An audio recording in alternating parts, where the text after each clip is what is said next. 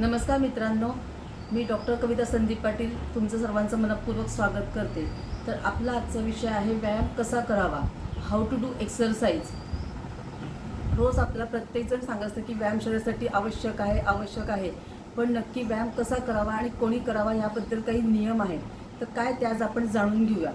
तर व्यायाम कसा करावा, भरल्या पोटी अथवा खूप उपवास करून किंवा झोप पूर्ण झाली नसेल तर व्यायाम करू नये। तसेच गंभीर आपल्याला आजारपण असेल, ऑपरेशन झालं असेल, एखादी गुंतागुंतीची शस्त्रक्रिया झाली असेल तर लगेच व्यायाम करणं टाळावं।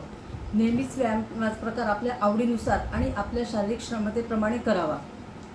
आपल्या क्षमतेपेक्षा अर्ध्या क्षमतेएवढा व्यायाम आपण केला पाहिजे। अति व्यायाम केला तरी आपल्या शरीरात त्रासदायक ठरू शकतो। आपण व्यायाम आपल्या स्वतःच्या मनःशांतीसाठी आणि समाधानासाठी केला पाहिजे।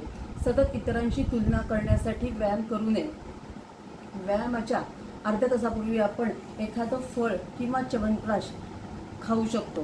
तसेच व्यायाम झाल्यानंतर एक अर्ध्या तासाने आपण आहारामध्ये प्रोटीनचा समावेश करू शकतो, जसे उकडलेले मूग, मटकी आपण खाऊ शकतो।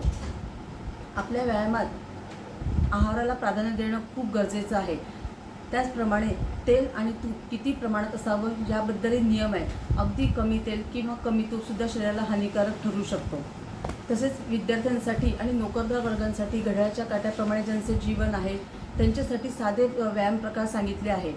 तर साधे आपण दोरीच्या उड्या मारणं, 5 ते 10 उठाबशा काढणं किंवा सूर्यनमस्कार करणं किंवा पोहायला जाणं, नॉर्मल 10 ते 15 मिनिटाचा वॉक करणं, हे काही व्यायामाचे प्रकार आहेत। जर का व्यायाम आपण आपल्या तब्येतीप्रमाणे, शारीरिक क्षमतेप्रमाणे केला तर तो आपल्याला अनुकूल आणि फायदेशीर असाच ठरू शकतो।